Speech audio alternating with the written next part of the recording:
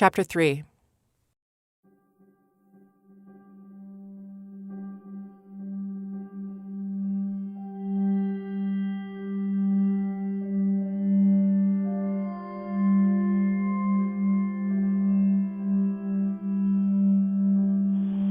Has anybody called you? No, not that I know of. I have a few missed calls, but I don't think they're from anybody down there. Oh. Why? From Serial and This American Life, I'm Brian Reed. This is Shittown.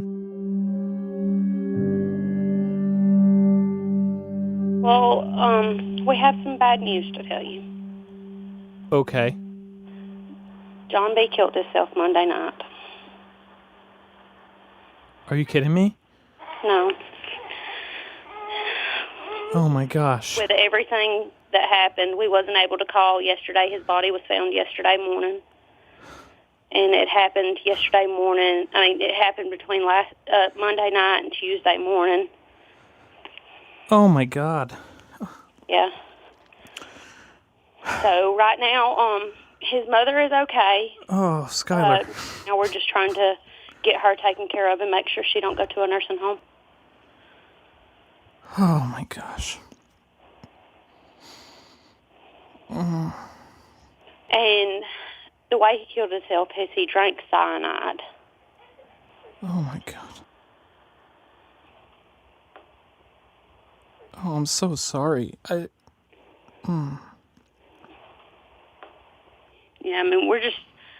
we're just, it hurts, but we're just mainly trying to focus on his mom right now. They took her to the hospital for evaluations to make sure that, John hadn't tried to give her any of it. But her system was clear. She's been healthy and everything. She knows what's going on. She understands to a certain point, and she just basically wants to go home. And I'm John sorry. I'm still trying to take all this in. I'm trying to follow what you're saying, but it's just so shocking. I'm hearing you, but it's not all registering. I'm just talking. He emailed me the other night, like. Hold on 1 second. I'm walking outside right quick.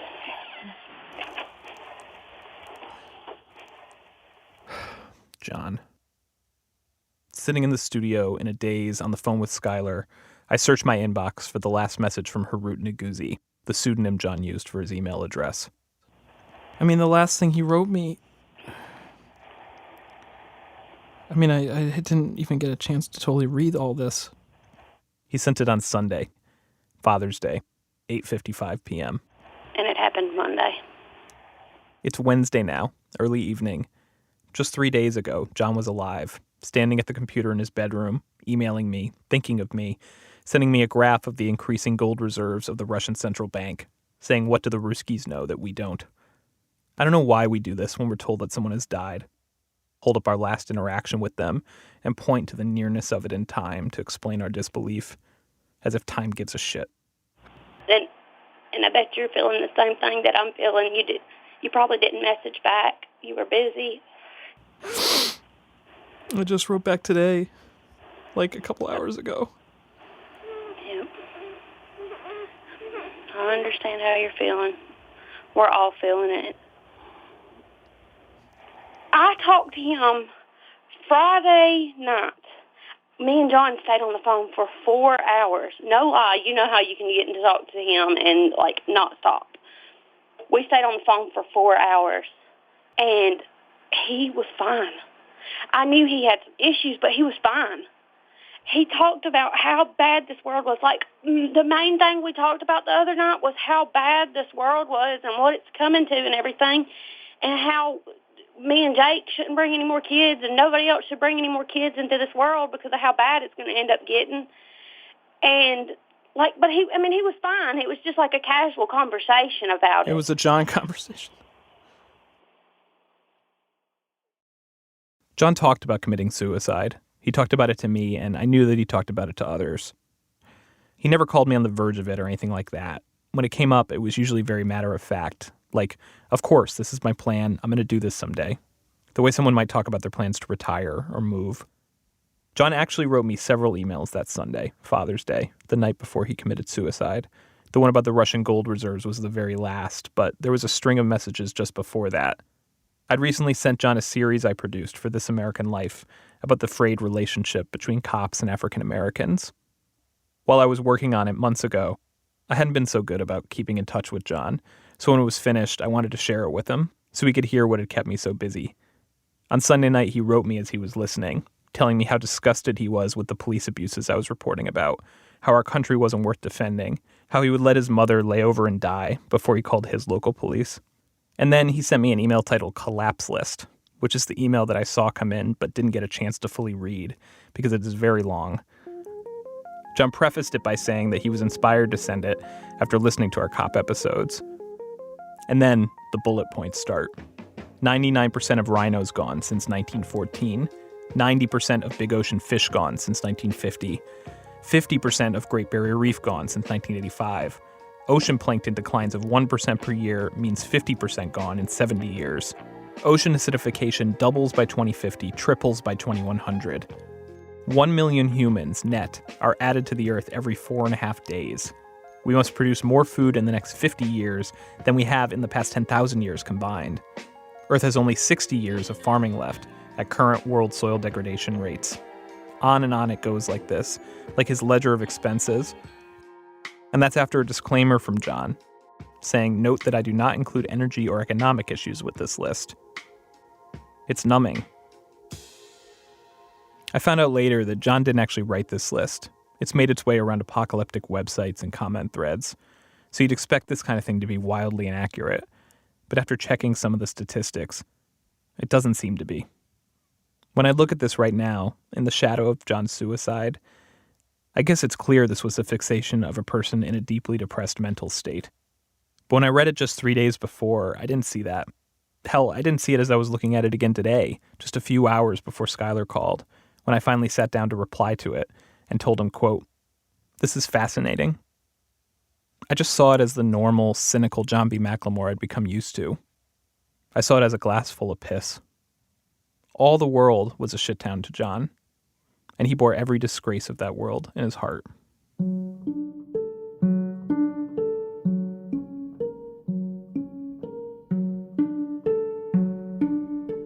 Skylar tells me that as we speak, Tyler, her brother-in-law, is at the hospital with John's mom, working to get power of attorney, so they can bring her home and care for her in her own house.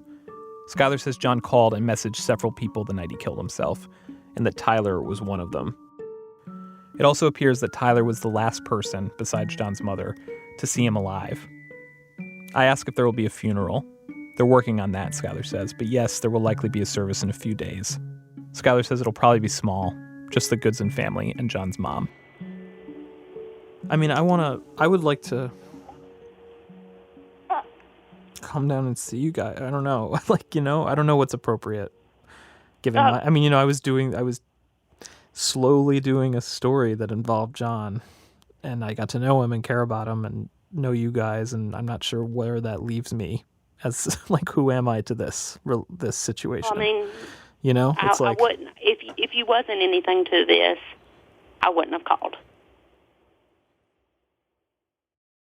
Before John and I ever spoke, he warned me in an email, quote, "I must tell you, it will take a long time for me to just impress on you what a crudfuck town and county this is." When John was alive, I had trouble seeing the shit town that John was seeing. I saw parts of it, but not the full and glorious relief in which he saw it. But in the aftermath of his death, a whole other story unfurled in front of me, piece by piece. A story I could picture John laying out for me, with outrage and humor and sadness. Maybe even written by one of his favorite short story writers. I could see John handing it to the next visitor he coaxed down to Bibb County as their bedtime reading, saying, "Read this. It'll help you understand this place I've lived nearly every one of my days. It'll help you understand me." John brought me to Bibb County to search for a body of the man he believed wrongly had been killed by Kabram Burt. John hoped if we could expose that murder, uncover the body, so to speak, finally everyone would see Shittown for what it was. But that dude in the fight with Kabram, his wasn't the body that would expose Shittown. John's was.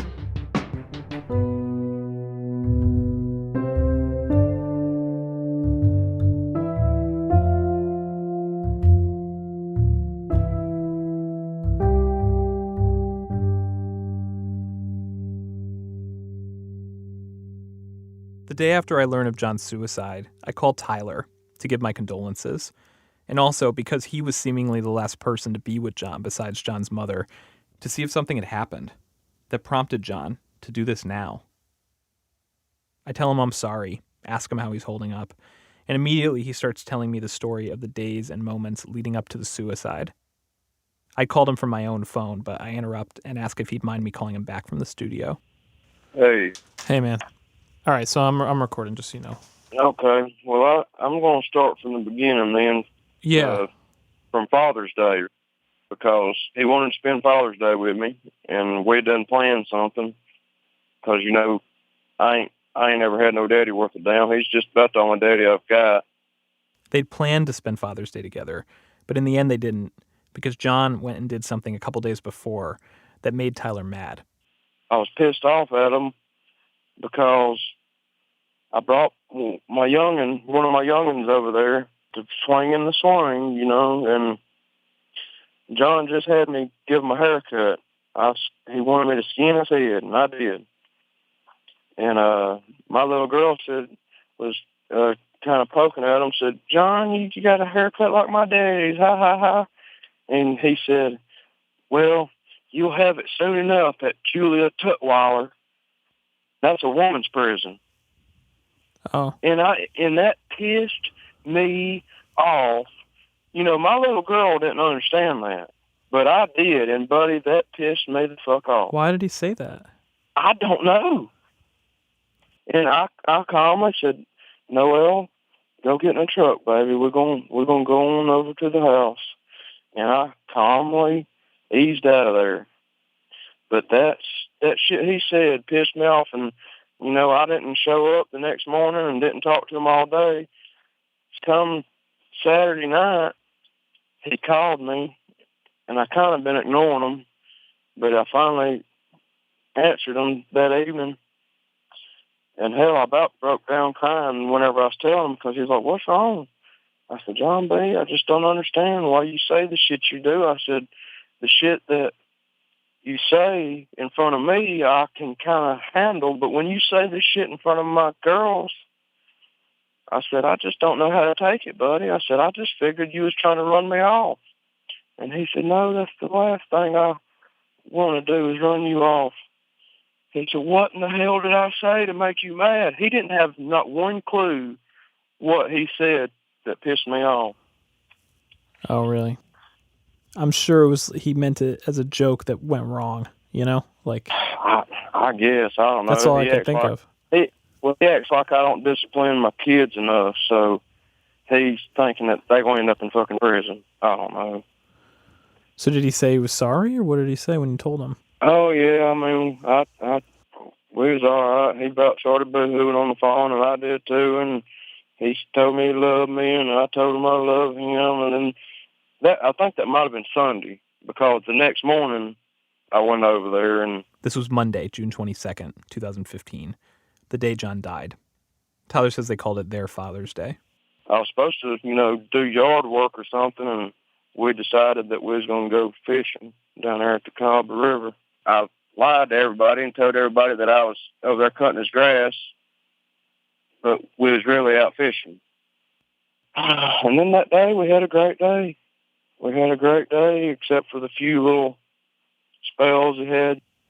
Tyler says he bought John a small bottle of whiskey, and John was sipping it as they drove to the Cahaba River. John was getting nostalgic and blue as they rolled along old back roads where he used to drive with his dad, who died years ago. They went by his Aunt Gertrude's old house, his old girlfriend's house. Everybody's dead and gone, John told Tyler. And he kind of got upset on the ride down there, but once we got to the river, he was fine. We had a good time. And what'd you guys talk about? He said, "Tyler, you just got to learn to just stop and take some time for yourself and try to enjoy life." And he said, "This is the most important day of your life," talking about being out there on that river. And hell, John can't swim. I mean, hell, we wasn't in no deeper water than about waist deep, and he wouldn't go nowhere without me holding his damn hand like a kid. And we waded up and down the river and stuff, and I was flipping over rocks, finding some crawfish and eldrimites and stuff, showing them. And he never done stuff like that before, so it was new to him. Did it seem like he was saying goodbye? I don't know. Hell, we spray painted our damn names up on the damn bridge. Really? Hell yeah. Oh, Tyler, I'm really sorry, man. I'm really sorry. That's really hard. It damn sure is.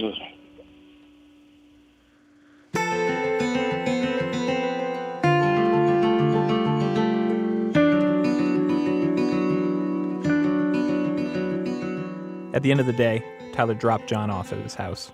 When I brought him home, he was just about lit. He had a pint of Wild Turkey 101 in him. A pint of Wild Turkey, you have anybody gobbling. I mean, I shouldn't have left him that drunk, but I done got tired from being out all day, and I had to get back home to my kids. But he was begging me to come back over there. Back at his trailer with his girlfriend and two of his young daughters, Tyler kept getting messages from John. He says John was imploring him to come back, put your kids to bed and come back. And he also started threatening to kill himself. He texted me a couple times to tell me, he said, I got all the messages on my phone. He said, it's all I can do to keep from blowing my fucking brains out right here in the driveway.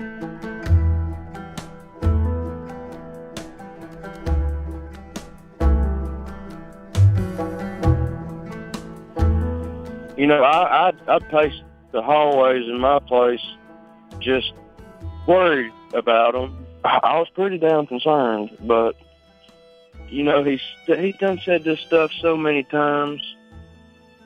And my old lady was sitting here on the porch with me because I'm like, look, I'm about to just go over there. And she said, Tyler, if you keep running over there every time he says he's going to kill himself, you're going to go crazy from this shit. He just keeps on telling you that to keep getting you to come down there, and you can't just, you know, live your whole life around John, because that's the way it's gotten. He's just gotten so, he don't want me to leave. Uh-huh. You know, I've been down there all day. He wants me to stay down there all night. And I've got clothes down there, and I've got a bed in the dining room. So, I mean, I'm just pretty much residing there anyways, because I take care of Mom, I take care of him, I'm taking care of the dogs, the yard, everything. It's like they depend on me. So I said, yeah, you're probably right. And I went there and laid my ass down and went to sleep. The next morning, Tyler says, when he got the news, he went to John's immediately. There was police tape up. It was a crime scene. John's body had already been taken away, but Tyler noticed something on the porch floor and stooped to look. They were John's glasses, twisted up with some kind of blood or vomit on the lenses. That's where John died, on the porch. I don't know, man. I hadn't been able to sleep. I hadn't been able to eat. Just got my fucking brain so damn fucked up, Brian. What's that? Got my damn mind so damn fucked up thinking about this shit. I felt for Tyler. Not only was John, as John put it himself, a kind of ersatz father for Tyler, he was the person Tyler spent almost every day with. He was also his employer, his source of income, and of stability. Tyler told me about something else that happened right after John died. The next day, with the house empty, he made sure all the dogs were fed, locked up all the doors. And I went straight to the hospital looking for Mama. He means John's mother, Mary Grace. I call her Mama, so. Mm-hmm. Well, on my way up to the hospital, I got a phone call. It was from a married couple Tyler didn't know. The woman was John's cousin. She and her husband said they'd just driven in from Florida, where they live, and that they were at John's place right now with a local police officer trying to get into the house, which was locked. The police officer had told them Tyler probably had the keys, and the cousins wanted him to come back and let them in. I said, well, I'm trying to go check on Mama at the hospital. I said, y'all hadn't been to the hospital yet? They said, no. We was trying to get some clothes out of the house. And, you know, it was sounding crazy from the start. Had you ever heard about them before? No, never. John always told me that he had some distant cousins or kin And he said they wasn't nothing but trash and drunks and wasn't no good for nothing. Well, I turned around and went to the house. We went back to John's house. And while I was coming down the driveway, I called the hospital room. And I got Mama on the phone, John's mama. I told her, I said, Mama, your cousins are down from Florida. I said, have they been by there to see you? She said, well, Lord, no. I said, they're at your house trying to get in. I said, what do you want me to do? She said, do not let them in my house. She said, if they ain't even come up here to see me yet, they ain't going in my house. She said, do not let them in. I said, yes, ma'am. When he reached the end of the long driveway, Tyler saw a Woodstock cop he knows and a middle-aged couple waiting for him in front of the house. So I walked out there just as polite as can be. I said, I'm sorry, y'all don't know me, but Mama told me herself to not let anybody in her house. She said for y'all to come to the hospital. And, buddy, they blew up. They started cussing me. The fella that was with her said, I don't give a fuck, right in my face. I mean, they was furious that I wouldn't let them in the house. Tyler was angry, but he says he tried to stay calm. I said, y'all haven't even went up there to check on that poor lady. I said, y'all don't give a damn about her, it looks like. And then the woman she was cussing me. She said, she will not come back to this house.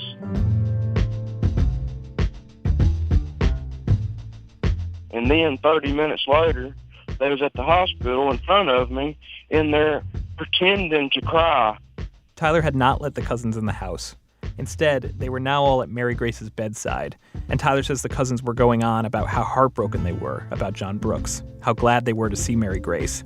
They started naming relatives they had in common, talking about other family members who died over the years. I swear to God, they was in there trying to squeeze a tear out. Oh, I miss you, Mary Grace. I'm so sorry. They were just putting on an act, and you could tell it, buddy. Tyler says Mary Grace explained to the cousins who he was, that John loved him to death, and that he'd been helping take care of her and the house for several years.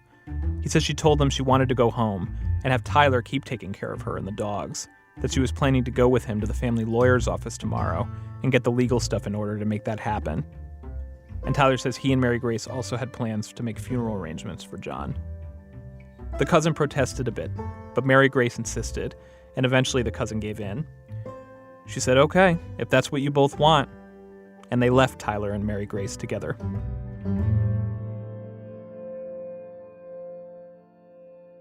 But the next day, Tyler says, when he went to take Mary Grace home, the hospital wouldn't release her. John had said Mary Grace had Alzheimer's. I've since learned she doesn't, but she does have significant dementia and memory loss. So even though she was demanding that they let her leave with Tyler, a caseworker said she couldn't because they deemed her mentally unfit to make decisions for herself. And Tyler isn't next of kin. The cousins are. These damn Florida folks, they ain't no good for nothing, man. It's got me so damn mad. Tyler is sure the only reason they're here is to cash in on John's estate. I'm telling you, man, his mama has got pearls and diamonds and damn, I know he's got gold. I mean, he showed me the gold. I don't know where it's at now. I mean, I know John Booth's worth millions. But I'm worried about Mama and them puppies and that property. I ain't even studying the damn gold. According to Tyler right now, as he and I speak, Mary Grace has technically been released from the hospital, but she's still stuck there because her cousin hasn't come to take her out.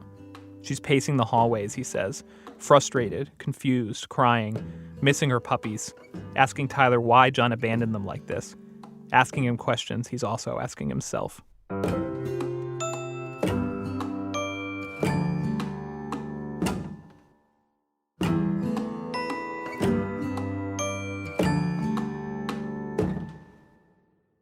More after this.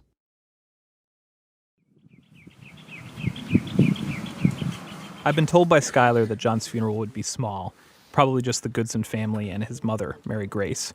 But when I arrive at Green Pond Presbyterian Church on this sweltering Monday morning, a week after John died, June 29, 2015, far more people have showed up than I expected. There are 30, maybe 40 people here, and I know who very few of them are. We're gathered in the cemetery behind the church, where a small tent and some chairs are set up for a graveside service. John's coffin is suspended above an open grave next to the headstone for his father, Tom McLemore. There is no headstone for John. People flitter among small clusters, shaking their heads, talking lowly, muttering certain words that I overhear again and again. In particular, the words "so smart" and "genius." Tyler is wearing a black t-shirt for the occasion, along with dark jeans and boots. He's carrying a framed picture of John as a boy to give to John's mother, and one of John's old children's books from when he was a kid that Tyler says he'd recently been reading to his daughters. I came to the funeral with the Goodson family. Tyler led our procession here on his motorcycle, but it's clear now that we've arrived that they are not the ones running this event. A Cadillac pulls up close to the cemetery gate, and out of the back seat climbs Mary Grace, with her cane, escorted by a middle-aged couple that I assume to be the cousins. Everyone hushes as they walk Mary Grace to a chair directly in front of the coffin. We all move in closer to the grave. We're gathered today for the rites of John Brooks McLemore. An older man, introduced as Brother Ben, who's in a wheelchair with a fedora in his lap, begins to speak. I record on my cell phone. Let's pray this time. Our Father God, we can say with the psalmist of old, I had fainted, I had been overwhelmed, unless I had believed to see the goodness of the Lord in the land of the living. Immediately we're praying, and immediately I'm disoriented. Because John was an atheist, and not a casual atheist or an atheist by default. He was as fervent a critic of religion as the most zealous evangelist for it. From the very first time I talked to John, he made clear how hypocritical he thought religion was, how vacuous and damaging. He could be straight up mean about it. He created video mashups of footage of worshipers speaking in tongues, dancing around and rolling on the ground, set to songs like this. He once mentioned to me in passing that his favorite Bible verse was Ezekiel 23:20. He didn't recite the verse, but I've since read it. The choicest line is, quote, "There she lusted after her lovers, whose genitals were like those of donkeys, and whose emission was like that of horses." Watch their jaw drop when they read that sweet little bit of information, John had told me. I get a witness right there. Yeah, that's right. In his 20-minute service, Brother Ben only talks briefly about John himself. One thing I knew about John, he says, and all of you would probably echo this. He just was very, very smart, very intelligent. Brother Ben says there's a story someone told him the other day from when John was a boy. Mary Grace went to a local garage and asked if they had any extra motors her son could tinker with. John got that motor and tinkered with it all right.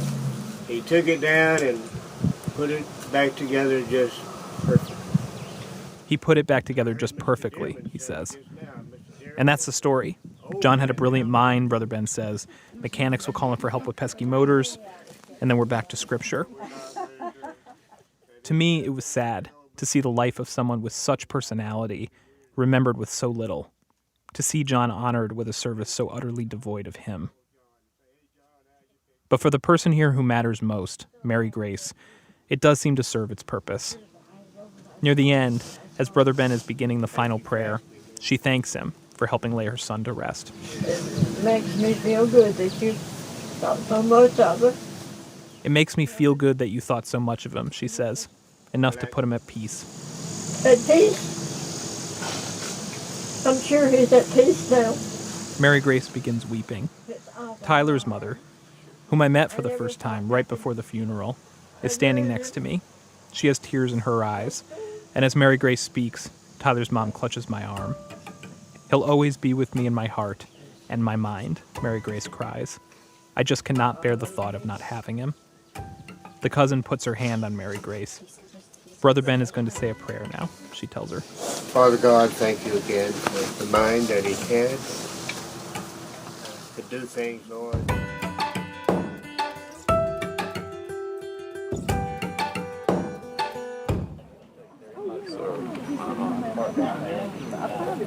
When the service is over, there's some milling about. People give their condolences to Mary Grace. Then the cousins help her toward the car. Tyler is there, and for a few moments, I see him and Mary Grace talking. Then I see the female cousin intervene and guide Mary Grace away from him. Later, Tyler will tell me that he was just telling Mary Grace that he loves her, that he hopes he gets to see her again, and that she thanked him for being by her side and said he was welcome to go back to her house anytime he wanted.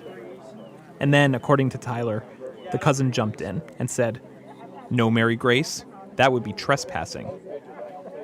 Even without being able to fully hear this interaction myself, I can still sense that it's a tense moment. And as the cousins walk Mary Grace to the car, I can hear Tyler's mother half shout to them, "I hope you do the right thing."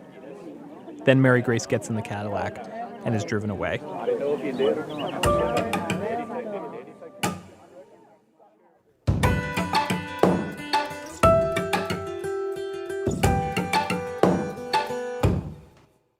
One scripture Brother Ben referenced at John's funeral was Luke 12:15. Brother Ben told us, "Take heed, beware of covetousness. For a man, a person's life, consists not in the abundance of things which we possess." Life is not stuff, Brother Ben told us. Death, though?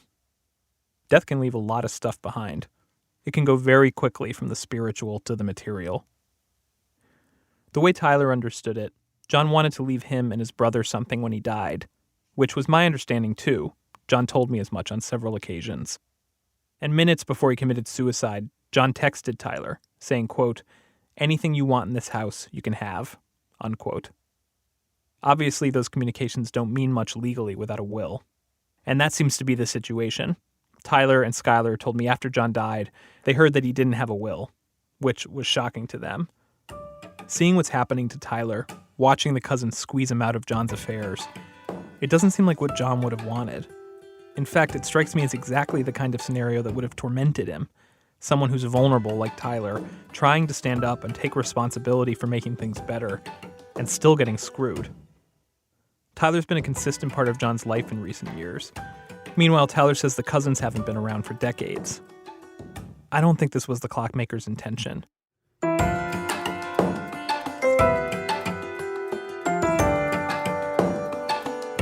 I find it hard to believe that John would have taken his life without having a will. This is the same guy who kept detailed track of every expenditure he made, who logged every shot his dogs got. For him to leave none of his affairs in order, no arrangements for his mother's care. It's weird, but I visit his lawyer, the memorably named Boozer Downs, and he confirms it. He didn't do anything that would help this situation, really. No will. John never finished it, he says. But that'd been going on for years, trying to get stuff in order. He just wouldn't? Just wouldn't. We talked about it, but he never would do anything. Boozer says John discussed suicide with him too, and besides discouraging him from doing it, he at least tried to get him to make proper arrangements.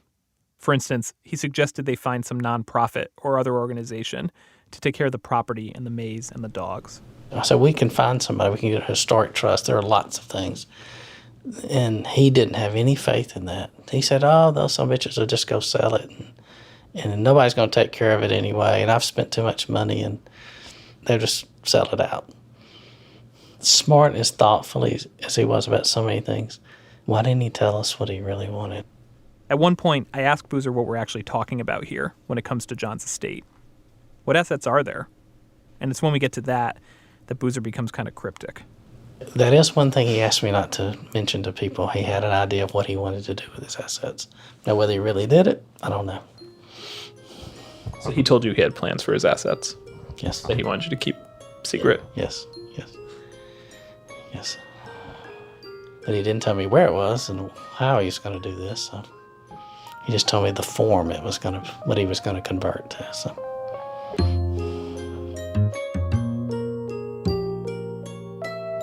Did he talk to you about being unbanked? Yes.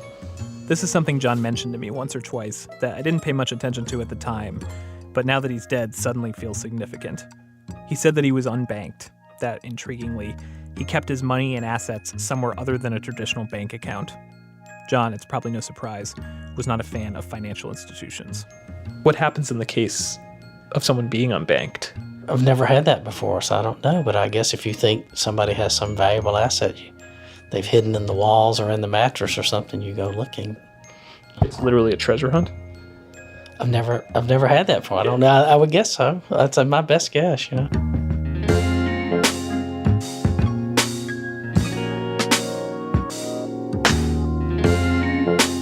While I'm at Boozer's office, he invites someone over to meet me that he thinks I should talk to. Her name is Faye Gamble. She's Woodstock's town clerk. And in fact, Faye, not Tyler, was the last person to speak to John before he committed suicide. She and I go back to her office at Town Hall, just down the road from Boozer's. It's a small building with the mayor's office in it and the Woodstock police station, and a common room that retirees play cards in the mornings, some game called Skip-Bo, but on one Tuesday a month becomes the municipal courtroom. Faye tells me she met John when she first started as clerk 10 years ago. He'd been friends with the woman who'd been town clerk before her, and once Faye took over, he came into her office one day and introduced himself. It was funny how he introduced himself because his introduction was, "I guess you know who I am." And I said, "No, sir." And he said, "Well, I'm John B. McLemore." And from that day on, I've always known him as John B. John would swing by Town Hall and shoot the breeze with Faye. They'd compare how their plum trees were doing. He'd chat about Socrates and Kant with the town building inspector. Faye had visited John's maze and admired his flowers. But John would also complain, Faye says, about the way the town was run, the economy, the state of the area. He used Town Hall the same way he used Tyler's tattoo parlor. Faye says she and the building inspector tried to get John to put his intellect to productive use, to pick a project that would help the town and work on it. The inspector even gave him his first computer, an old one they had lying around, to encourage him to do research about local environmental issues for them. But that never ended up happening. And in the meantime, John had started calling Faye, talking about suicide. Once in the last year, he even called her at night, sounding as if he was about to go through with it. She'd always been able to talk him down, until last week. I was eating dinner after a funeral visitation, and he called me on the phone and told me, "Do you want this?" Are you comfortable talking about it? Yes.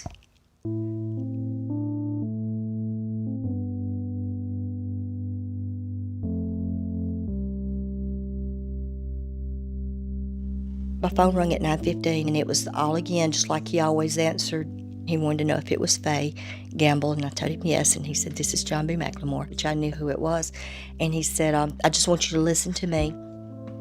I'm going to commit suicide tonight, and I just want you, do not call the police, because if you do, I will shoot them."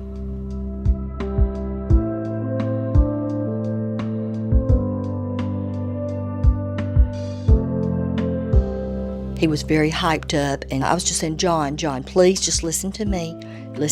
And he was like, "This is not going to work tonight. You're not going to talk me out of this. You just listen to me." John gave Faye instructions. He told her to euthanize his dogs. He told her where to find an envelope with cash to pay for that. And he was telling me about what he was going to do it with. And he was telling me step by step about he was actually mixing something, getting something out of the refrigerator, and he was going to drink this, and he told me what it was, the potassium cyanide, and that it would be quick. So I listened, and I said, "John, you do not want to do this." And he says, "I'm doing it right now. I am getting it out of the refrigerator." And then he started drinking the mixture, and then he was screaming at me, telling me how it burned and how he hurt, how horrible it was, the pain. And then I heard the screen door, and then it just went totally silent, except for dogs barking. Oh, Faye, I had no idea that that's how it happened. That's horrible. Every night, it's a replay.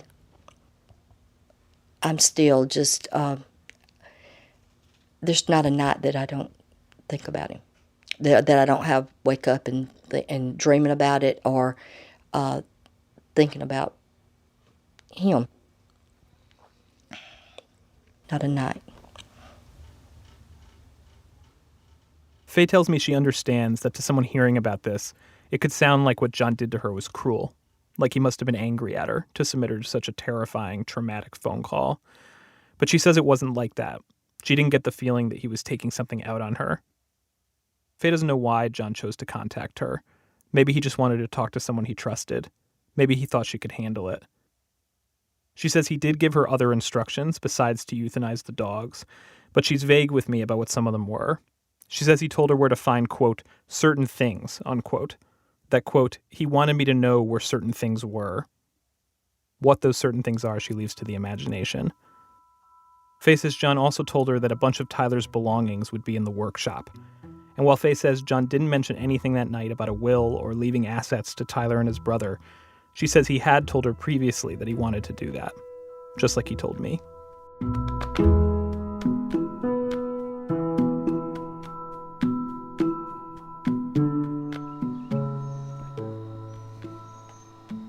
Right after the funeral, there's a luncheon at the house of someone who works at the local bank. But Tyler and the rest of the Goodsons don't feel welcome there, so they go to Tyler's grandmother's place instead. This is their family headquarters. Pretty much all day and into the night, you can go to Granny's and expect to find some combination of Tyler's family hanging out around the little concrete table under the tree in back, which is where they are now, having their own post-funeral gathering. People wander in and out, seeming a little out of it, saying the things you say in a day like this. Things like, "This all feels like a bad dream," and "I keep thinking I can just pick up the phone and call him." The gathering includes Tyler's Uncle Jimmy, his mom's brother, who one methed up night in 1993 was beating on the door of somebody's trailer and got shot in the head as a result. And because it was too risky to take the bullet out, it's still lodged in his brain 22 years later. Anyway, it affects the way Jimmy communicates. He understands what's going on around him. Death.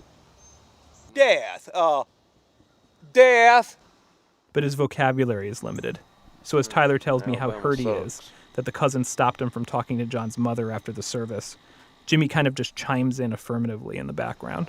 I don't know what folks think of me when they look at me, but they don't have a fucking clue. Yes, sir. They look at me, tattoos and scruffy face, I guess. I don't know. They just judge. I mean, I'm sitting out there at that funeral thinking, none of these folks even knows me, really. And they have no idea that I paid for the fucking tip on that old woman's cane out there. Yes, sir. You know what I mean? Simple shit like that. It don't mean a hill of beans, but it's just none of them have a clue what I might mean to that little old woman. No. Money. Yeah, that's all they care about. Goddamn right. Money. Maybe Tyler's naive to think that he could add an 88-year-old woman with dementia to the roster of people he's responsible for taking care of. But it's sort of sweet that he wants to. It would be nice if at least he could stay involved in her life and keep some connection to John's life. Maybe take care of his dogs, maintain the maze, take part in his funeral. He didn't get to speak at John's service. I asked him if he had words in mind that he wished he could have shared in remembrance of his friend. Is there something you would have wanted to say? You could say it now. What would you have wanted to say there? Well, John B., I mean, he had to know that I cared about his ass. You know, because, I mean, whenever I left from there, he'd say, "I love you, man," every time. And I'd say, "I love you too, John B." And sometimes he'd say, "Just because I say I love you don't mean I'm trying to get up your butt or anything." I said, "I know, John B. Goddamn." Because he knew, I mean, he might have had a little sugar in his tank, but he knew, you know, he didn't ever try anything with me like that, you know what I mean? That's what you would have said? Yeah.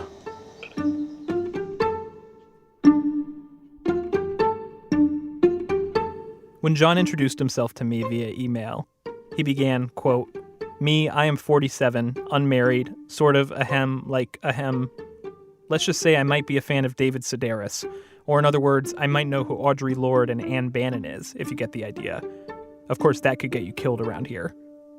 I took that to mean John was gay, though when we talked about it after, he told me that he'd gone both ways in his life, and whenever it came up, he never called himself just gay. It was always semi-homosexual, or a semi-practicing homosexual, or a celibate homosexual. I haven't been sure if other people around here knew this about John, if Tyler knew, but apparently he does, and he's fine with it, which is not nothing in Bibb County, where at this same moment in the summer of 2015, it is one of the handful of places in the country defying the Supreme Court decision declaring same-sex marriage a constitutional right by refusing to issue marriage licenses to same-sex couples. I ain't got a queer bone in my body, Tyler says he used to tell John. But if you do, that's your business. I can imagine John appreciated that about Tyler.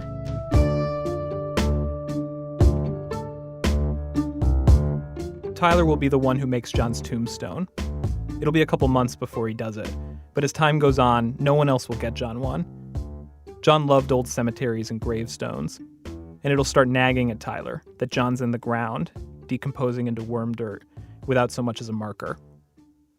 Tyler won't have any money for it, so he'll find an old piece of gray concrete, actually a leg off one of the benches at the table in back of his granny's house, and he'll paint it a rich brown, so that it looks like a carved piece of oak or cherry almost. The cement is curvy, with a design in it, like two bass clefs. The whole thing, once it's painted, will look like the flourish on a fancy pillar. When he's finished it, Tyler will haul the heavy stone into the cemetery and place it at the head of John's grave. It's shorter and squatter than most tombstones, and will look like nothing else in the whole cemetery. On top of the stone, Tyler will inlay a pretty piece of stained wood, into which he's burned John B. McLemore, 1966 to 2015, with his favorite photo of John sealed into it with polyurethane. A picture of John leaning back in a chair, outside, feet up on a table, shirt off, his chest of tattoos and nipple piercings in its full glory. It's a version of John that was hidden from the everyday world. A version that most of the people at his funeral surely did not know. But Tyler did. What's the name of the book that you brought to his funeral? Just Only John. I got it in there. I read it to the girls last night, and it was everything I could do to finish it, and I gave the girls a hug and tried to get out the room as fast as I could because I just fucking crying my eyes out over that damn book. But it's just a kid book, and it's a kid, he wanted to be a fucking dog or a tiger or something like that, and some witch put a spell on him, and if he said he was this, he would be that, but he wouldn't know how to act being that, so everything he wanted to be, he's just John. And yeah, it just broke me up trying to read it to him, and the babies knows it's his book, and they'll talk to him, tell me all the time, I know you miss John, Daddy, and we miss him too, and we're not gonna color in John's books, Daddy, and stuff like that. It's just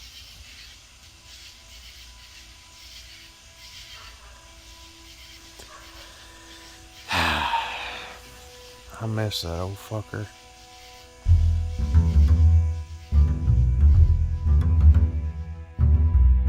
John once said to me, Tyler embodies everything I hate about this shit town in one convenient package. What he meant was that Tyler was the product of everything he hated. Of violence, abuse, injustice, hopelessness. And John was trying to counteract all that by helping Tyler. As Tyler and I are talking after John's funeral, he tells me, and Uncle Jimmy confirms, that he and John had recently reached a kind of understanding where he wasn't going to charge him anymore for general upkeep of John's property, cutting the grass, pruning the maize. Because it was kind of like my responsibility, because like it was going to be mine one day or something. Yep, thank you.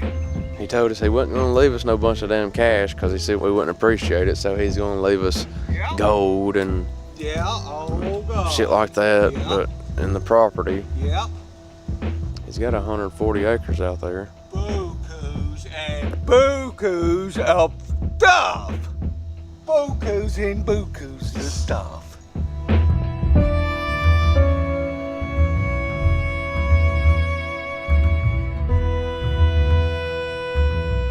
Tyler tells me there's no way he's giving in to the cousins so easily. He's already begun fighting back. He's been going over to John's place, retrieving things he doesn't think John would have wanted his cousins to have. Stuff that, as Tyler puts it, didn't need to get into the wrong hands. The police have threatened him with trespassing, but he hasn't let that stop him. The cousins put a padlock on the front door, but what they don't know, he says, is that he also has keys to the back. He says he took John's laptop, and then he gathered up every stitch of paperwork he could find in the entire house, down to birth certificates and deeds and John's grandfather's old railroad stock papers. He also took John's 2 vehicles. Right now, Tyler's holding it all here at his grandmother's house to protect it from the cousins. He's also meeting with a lawyer. He's going to try and fight the cousins the official way, through the courts. But if that doesn't work, he'll take matters into his own hands. The summer is here at last. The sky is overcast, and no one brings a rose for Emily. She watches her flowers grow. S-Town is produced by Julie Snyder and me, with editing from Ira Glass, Sarah Koenig, and Neil Drumming. Whitney Dangerfield is our digital editor. Starlee Kine is a story consultant. Fact-checking and research by Ben Phelan. Seth Lind is our director of operations, Lyra Smith mixes the show, and Matt Tierney is our technical director. The S-Town staff includes Emily Condon, Elise Bergerson, Julie Whitaker, and Kimberly Henderson. Music for the show is composed by Daniel Hart, Elado Negro, Trey Pollard, and Matt McGinley. Music supervision by Damian Grafe. Our website is stownpodcast.org. I love our website. Special thanks to Andrea Morales and Sandy Honig. S-Town is a production of Serial and This American Life. And as the years go by, she will grow old and die. The roses in her garden fade away. Not one left for her grave. Not a rose for Emily. Emily, can't you see there's nothing you can do? There's loving everywhere but love for you. Her roses are fading now. She keeps her pride somehow. That's all she has protecting her from pain.